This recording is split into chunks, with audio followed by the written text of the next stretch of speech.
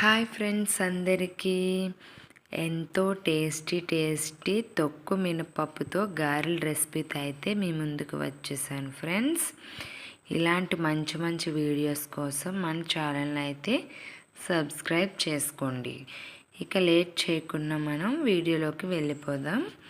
నేను తొక్కు మినపప్పుతో గారెల రెసిపీ అనేది మీకు చూపిస్తున్నాను. కావాలంటే మీరు గుండు పప్పుతో అయినా చేసుకోవచ్చు, టేస్ట్ బాగానే ఉంటుంది. కాకపోతే తొక్కు మినపప్పుతో అయితే ఇంకా టేస్ట్ చాలా బాగుంటుందండి. ఇక ప్రాసెస్లోకి వెళ్ళిపోతే ఒక గ్లాస్ ఆఫ్ మినపప్పు తీసుకున్నాను నేను. తీసుకొని మంచిగా 1 టైం వాష్ చేసి పప్పు ములిగేంత వరకు మంచిగా వాటర్ వేసి ఒక 4-5 అవర్స్ మంచిగా నానబెట్టుకోవాలి. ఈలోపు ఒక 4 ఆనియన్స్, పచ్చిమిర్చి అండ్ అలానే అల్లం, కరివేపాకు చిన్న ముక్కలు కట్ చేసి పక్కన పెట్టుకోవాలి. మనకి పప్పు అనేది మంచిగా నానుతుంది. అంతకన్నా ఎక్కువ టైం మనకి నానినా సరే పప్పు అనేది పులిసిపోతుంది. ఆయిల్ అనేది ఎక్కువ పీల్చి అంత టేస్ట్ అనేది అనిపించదు. మనకి 4-5 అవర్స్ అయితే చక్కగా సరిపోతుందండి. మంచిగా నానబెట్టుకున్న తర్వాత తొక్కు మినపప్పు కాబట్టి మంచిగా కడుక్కోవాలి. తొక్కు అంతా సపరేట్ అయ్యేలాగా. లేదు నార్మల్ గుండు మినపప్పు అంటే అలానే మనం మిక్సీ పట్టేసుకోవచ్చు, దాంట్లో ఏ ప్రాబ్లం లేదు. అలా తొక్కు సపరేట్గా పప్పు సపరేట్గా వస్తుంది. మనకు అవైలబుల్ మిక్సీ ఆర్ గ్రైండర్ ఏది ఉంటే అందులో పప్పు మంచిగా వేసుకోవాలి. మాకు అమ్మ వాళ్ళ దగ్గర పెద్ద గ్రైండర్ అనేది ఉంటుంది.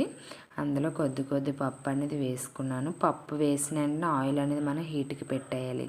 అలా అయితేనే మనకి పప్పు పులవదు, ఆయిల్ అనేది పీల్చకుండా ఉంటుంది.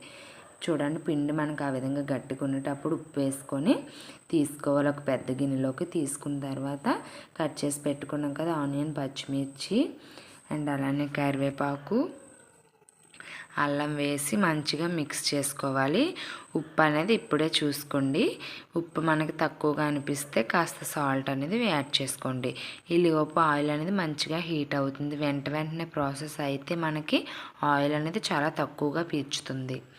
ఇక ఒక గిన్నెలో వాటర్ సపరేట్ పెట్టుకొని కొంచెం తడి చేసుకొని ఇలా ఒక కవర్ లాంటిది తీసుకొని దాన్ని తడి చేసి కొద్ది గారెలా వేసుకుంటే అంతే, ఎంతో టేస్టీగా ఉంటాయండి. చాలా సింపుల్. మనం గుండు పప్పుతో అయినా సరే చేసుకోవచ్చు.